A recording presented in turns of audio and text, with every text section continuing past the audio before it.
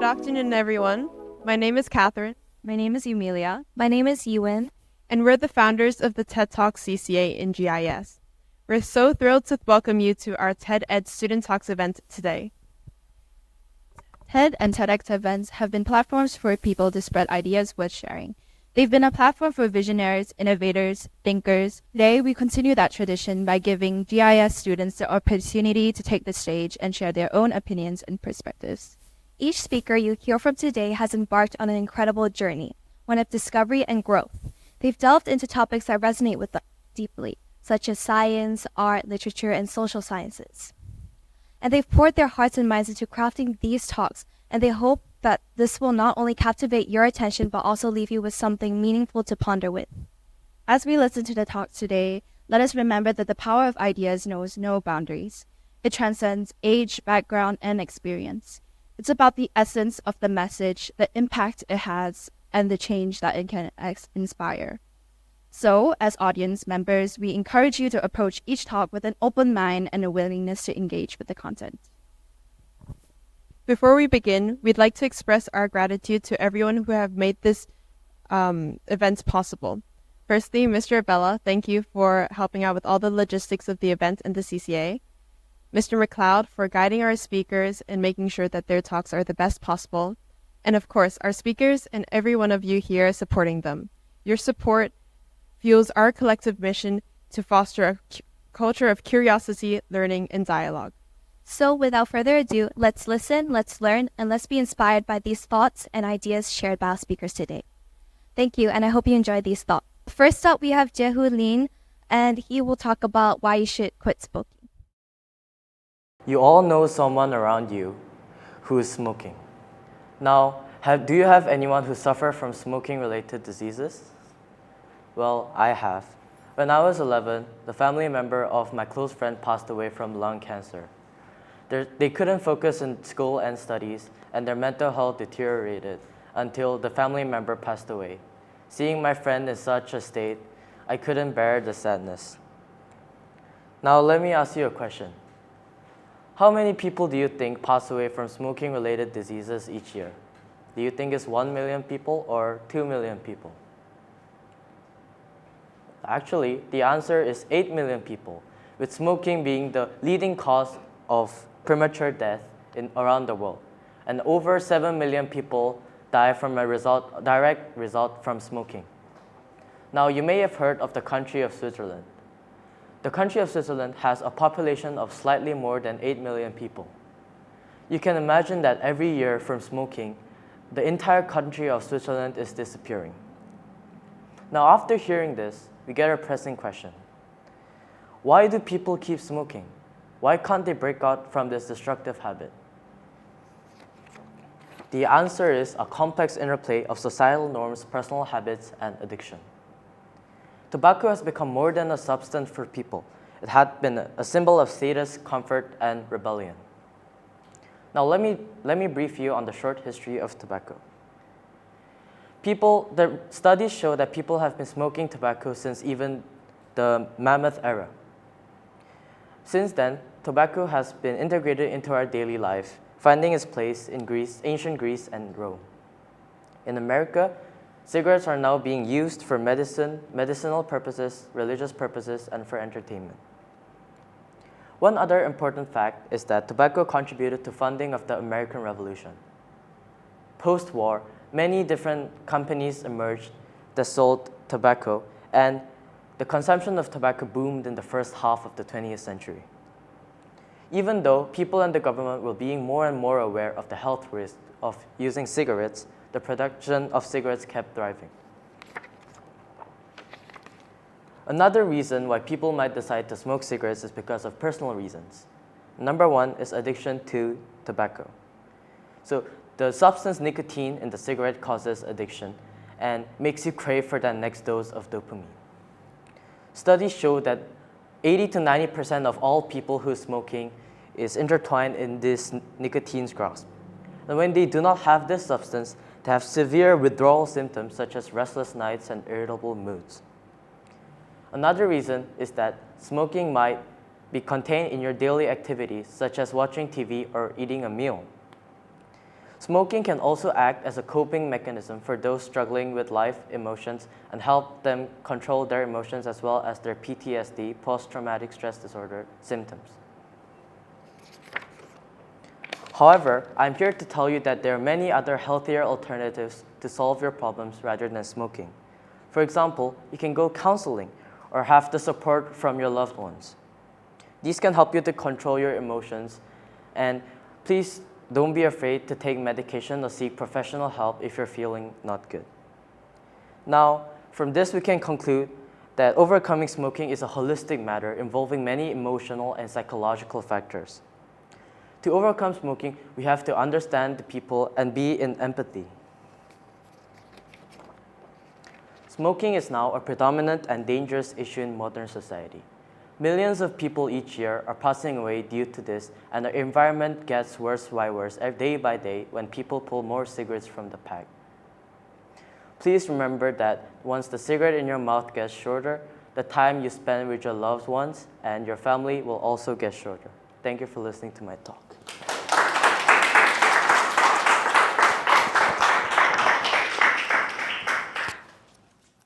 Next, we have Adriana Zaman, who is here to talk about the history of cities. Why do we live in cities? Many of the standard reasons that we can think of are to stay close to work, to stay close to services, or to stay close to people. And cities are long rooted in the history of humanity. For many of us, we believe that the reasons that we live in cities has stayed the same over the course of this history.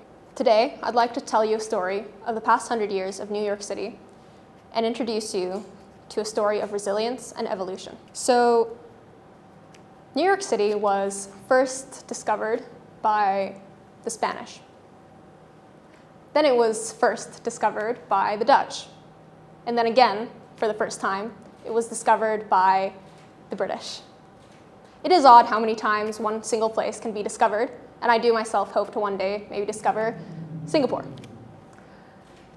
The point is that New York City is rooted in colonial settlements, like many American cities. It is an immigrant city, and that's its roots. From the British Empire, we can learn of the importance of water transport for the growth of civilization, for the growth of cities.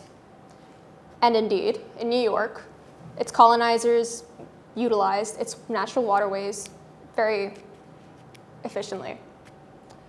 And so, in the wake of the Second Industrial Revolution, New York's ports flourished. It was the hub through which all imports and all immigrants came through, and the hub through which all America's raw materials left. And I think this significance of transport is something really important. It's something that we shouldn't overlook. It's something that we can see here in Kuala Lumpur. Kuala Lumpur means muddy confluence, and this city was founded at the confluence of the Gombak and Klang rivers. And so that's the first thing that I want the audience to know, that the foundations of the cities that we live in were truly from that transport advantage. And analyzing the early origins of our cities today can be really telling not only of the nature of our cities, but of society and humans themselves. But today I'd like to bring our focus to the past 100 years of New York. And so let's look at New York post-World War I in the 1920s. In the 1920s, America was going through a little stage known as Prohibition, when alcohol was illegalized, and so of course everyone decided that this was the time to drink more. And so New York City saw about 35% more speakeasies after Prohibition had been enforced than they saw saloons before. So the cities were the hubs of this sort of nightlife. And at the same time, in the 1920s, American agriculture was on the tumble. It was a bad time for agriculture. And so this is where we see the northern migration start to take root. The Great Migration start to take root. And this is the Black Americans working the land, moving up north to find opportunity in the city. And so at this time, New York had a big influx of population, not only domestically, but also from immigration from Ireland. And so what we see in New York is this explosion of culture. Think Harlem Renaissance. And so in the 1920s, New York City is the place to be. And you might disagree with that. You might think that no, the city is not the place to be. The city is dangerous, the city is dirty, and it's rife with crime and illness. And to an extent, you're right. That is one of the biggest problems that growing cities faced before and today. You could think of Al Capone in Chicago at the same time, where he was building his empire. And so what we can learn from this snapshot of the 1920s is something about all cities. We can learn about the struggles that they have faced for centuries, but also the benefits that they have posed for centuries. Proximity not only bred crime and illness, proximity breeds innovation, culture, and opportunity. So this sense of innovation and opportunity is a critical feature of urban agglomerations. And so if we move our focus to Detroit at the same time, we can see Henry Ford building his automobile empire. And Detroit, similar to New York, has its roots as a colonial trading port. And so this was the place to be if you wanted to manufacture and build your empire. And so Detroit, as the car succeeded, Detroit succeeded. And the American car industry continued to succeed well into the mid-20th century. But this posed a problem for American cities. And this problem was the move to the picket fence. In the 1950s and 1960s, suburbanization took the US by storm. And a clear culture was laid down, separating your work life, because in the morning, time to go to work, you'd go to the cities, and come 5 p.m., you'd go back home. And so New York City saw the clear effects of this. In the 1960s, they undertook an aggressive urban renewal policy, mowing down slums, but also immigrant communities. So at this time, New York was changing massively, and their economy shifted from an industrial economy to a service-based economy. And this is part of the reason that New York survived this crisis. People still saw value in being there. There were still jobs there, even as transport began to devalue New York as a manufacturing hub. And so that's another thing that we should think about. Though transport improvements gave roots to our modern cities, they also can be our cities' downfalls. But we all know that globalization and the improvements in transport technology have not killed New York. New York is still up and kicking.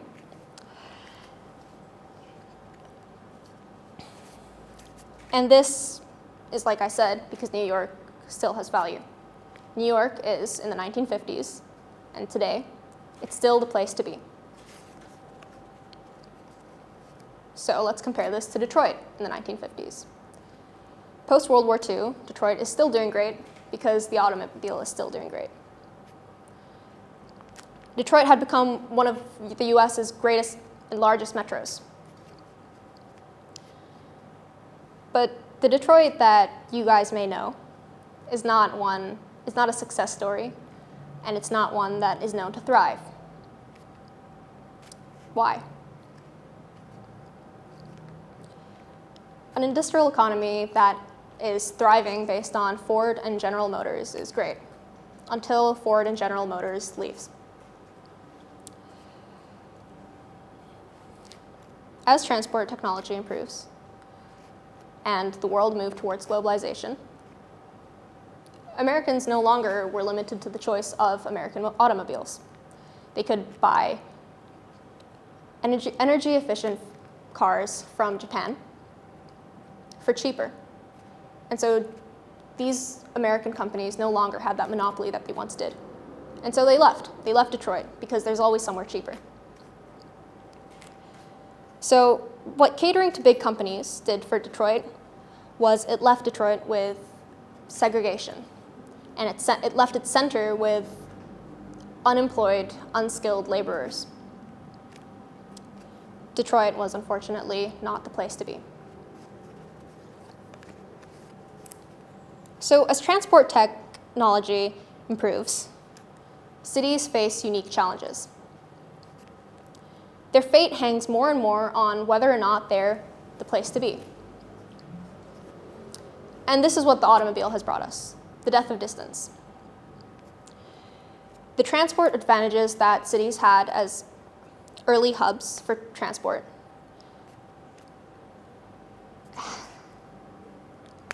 can just as easily make them futile as transport technology improves. So no longer can cities capitalize solely on proximity. Gone are those days. So what about today? What transport technologies are threatening today's cities? I say that's the advent of work from home. Work from home is a different type of transport technology. It's a type of technology that eliminates the need for transport at all. And so this has become widely cited as the crisis of today's cities, especially in cities like New York, where the largely service-based economy has many jobs that can be done from home, especially those highly skilled, highly paid jobs. Because work from home disincentivizes reasons to stay close to work in the cores and the urban centers, workers that can work remotely are choosing to ditch the commute. At least that's what the news says. The point I seemed to make earlier was that New York City survived the 1950s only because they kept workers coming into their centers. They kept workers there by shifting their economy to a service-based one. Will work from home undo all this? I think you all know, but New York City is still going, and their real estate prices are back to what they were pre-pandemic, before work from home took us all by storm. Why? Why has New York survived what should be the crisis of our days? I say that the reason for this is that New York City is still the place to be. More specifically, it's still the place to be for residents. Not companies, not businesses, not big businesses at least, not ones like Ford. And this is what we know as the consumer city. The consumer city is a city that caters to its residents and caters to being a nice place to live, not a nice place to work. Do you remember that explosion of culture that I talked about in reference to 1920s New York, the Harlem Renaissance? This is what is keeping New York alive. New York is a culture hub that offers many amenities such as sports arenas, Broadway, and many restaurants. And these amenities are what cities need to offer if they want to survive this era. This era of location freedom where remote workers can work from wherever they want. This is not a story of doom. This is not a story that is trying to tell you that if you're not New York, if you're not London, if you're not Singapore, that you're going to fail. All cities have their unique identities. This is a story that attempts to lead you to realize the role of resilience. When globalization meant that New York no longer needed its manufacturing industry, New York shifted to a service-based economy. When work from home means that the commercial properties in the central business district of Chicago are no longer needed, Chicago has shifted to making those into residential properties. When work from home means that workers can live wherever they want, Tulsa tries to take advantage of this by reeling them in.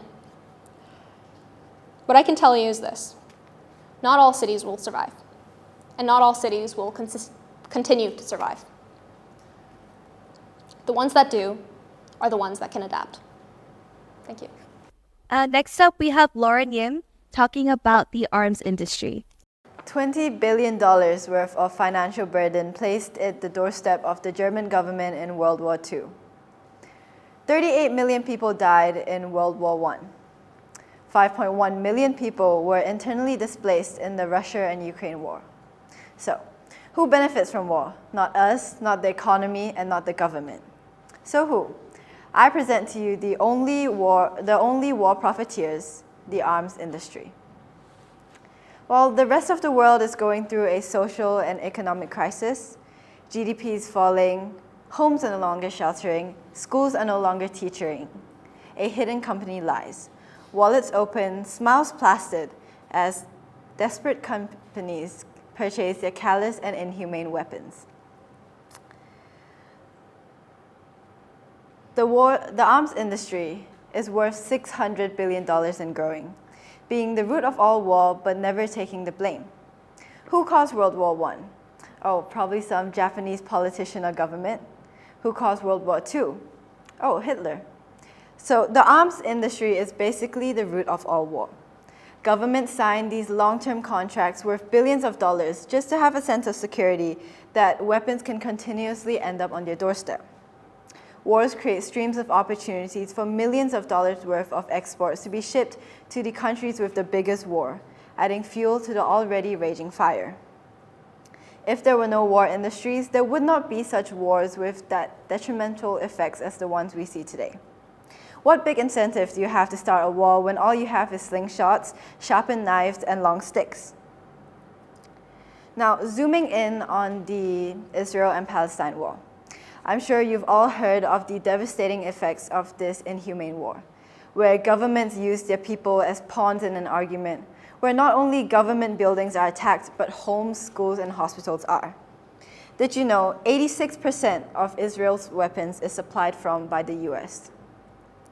I would like to introduce to you the largest arms manufacturer located in the US, Lockheed Martin.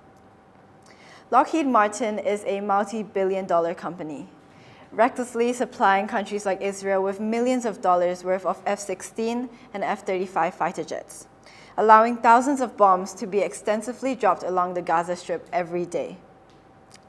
In 2021, where the Israel and Palestine war was said to have reached its peak, Lockheed Martin received a profit of $9 billion. To put this into perspective, the death rate of the people in Israel, in Palestine and Gaza rises proportionately with Lockheed Martin's profit. Can you name something more controversial than this? Because I struggle to do so. How can one sit back and manufacture the weapons or watch the cash flow on the income statement rise, knowing that these weapons kill thousands of people, 300,000 people in exact? So, imagine a world without an arms industry. Actually, imagine a world just without Lockheed Martin. If Israel was not supplied with a hefty sum of fighter jets and bombs, maybe the death rate wouldn't have been as high. Maybe we would not see as many mourning parents and orphans. Maybe the war wouldn't have started at all. And maybe more realistically, after days, months, and years of discussion, a resolution could have came into a picture. But who would want to sit down and rationalize when all these weapons are so readily available and accessible for everyone? So, next time you tell a friend or make a post about an ongoing war, make sure to bring up the wars industry. This way we can take down the wars industry and reduce the amount of horrible, unethical wars that cause millions of deaths. Thank you. Next up, we have Justin, who's talking about why people should play basketball. How many of you have hobbies? How many of you want to get fit? How many of you want healthier relationships? Hello, my name is Justin Choi, and today I'm going to talk about why people should play basketball. You might wonder, why not baseball? Why not tennis or other sports? Well, as you all know, basketball stimulates your growth plate, which makes you taller. Basketball, a sport that demands high physical and mental skills, are a great alternative to going to the gym or adjusting your diet. Many people nowadays go to the gym to get fit and adjust their diet to get fit. But every day, doing the same routine over and over again, you get nothing. That's why I suggest playing basketball. Okay, here are some health benefits to basketball. By playing basketball once in 1 week, you can lose 4 kg. Not only that, but your bone's mineral density increases by 1.5%, which means that your bones will get harder and stronger. According to NBA players, your stress level decreases by 89%, which is a beneficial factor for students. It's also good for adults or old people too. Playing basketball reduces the probability of you getting heart diseases by 11%, which is just phenomenal. When I was in Korea as a middle school student, I had a lot of workloads, and it stressed me out, really. As a teenager with a busy life, after school, I used to go to tuition until it never ended. Yeah, it never ended. I don't know if I slept or not. However, by playing basketball only once a week with my friends, I could connect with distant friends and catch up ideas or things that we were doing. For example, how are you doing? What's going on? And stuff like that.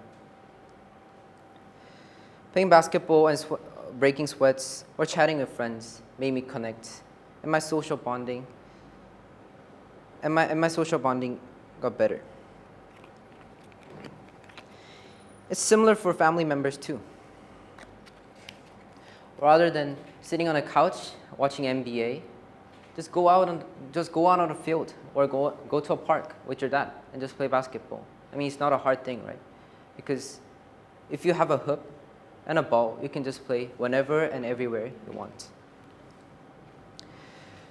By sweating and playing basketball with your dad or other family members, you can compete against each other and you get to know things that you didn't know. As a teenager, from my personal experience, I got to connect with my dad more often when I played basketball, and it was really good for me, so you all should try it.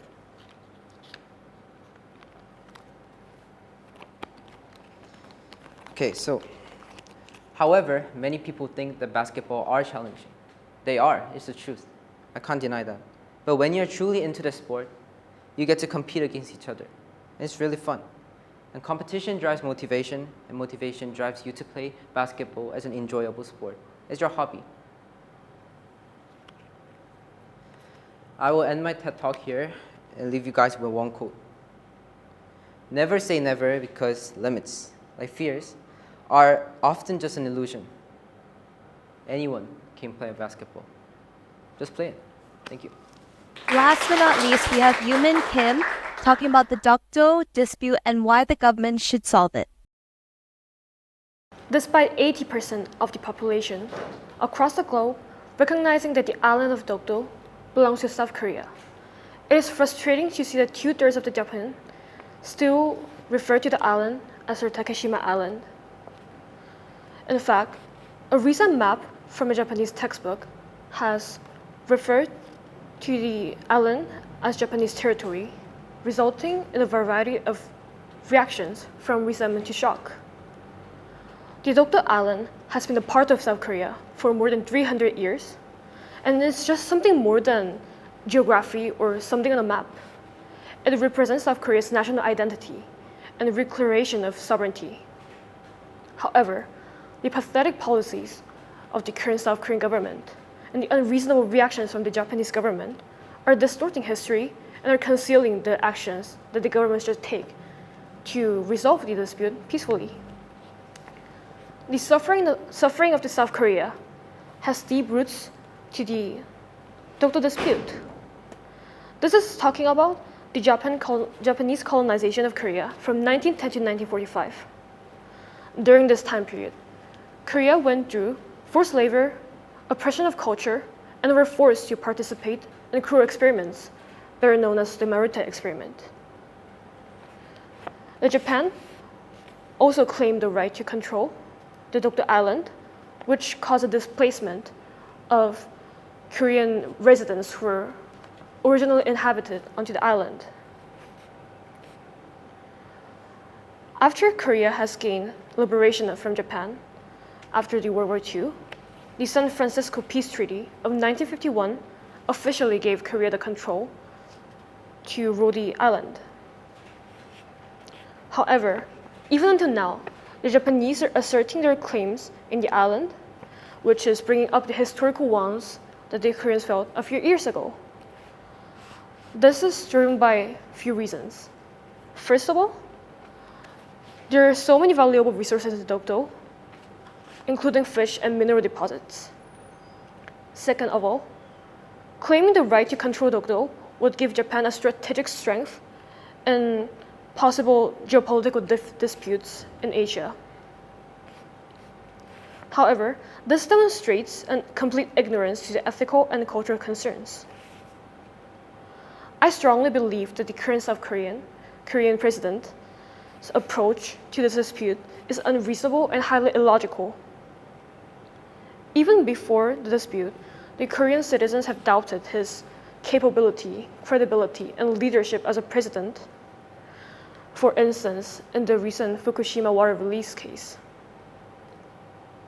Unlike other big powers, such as the US or China, our president chose to agree to the water release, bringing up a huge economic loss to our country, as South Korean citizens have decided not to consume fish important to the country. Likewise, I believe our current president lacks the ability to navigate diplomatic tensions and protect our territory. This is serving as a painful reminder of the past and the enduring legacy of Japanese colonization. In my opinion, the current government should not respond to any Japanese asserting their claims on the island, and nor they should talk about how much they prioritize the relationship between Japan and Korea.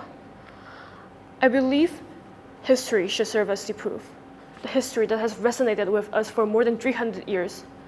I believe it should be the key and the proof of who actually owns the island. Thank you for listening.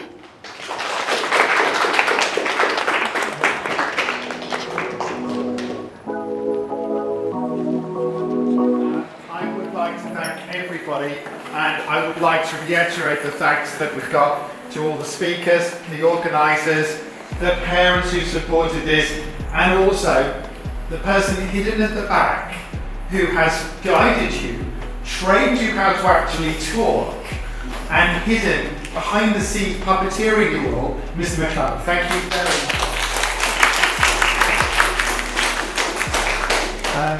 I look forward to continuing this journey, and I hope that we can establish TED Talks as a regular feature. I think it's been amazing that the work that you in Year 12 have done. Hopefully we'll continue this into Year 13, and others will continue to make this a sustainable event. So thank you very much to everybody.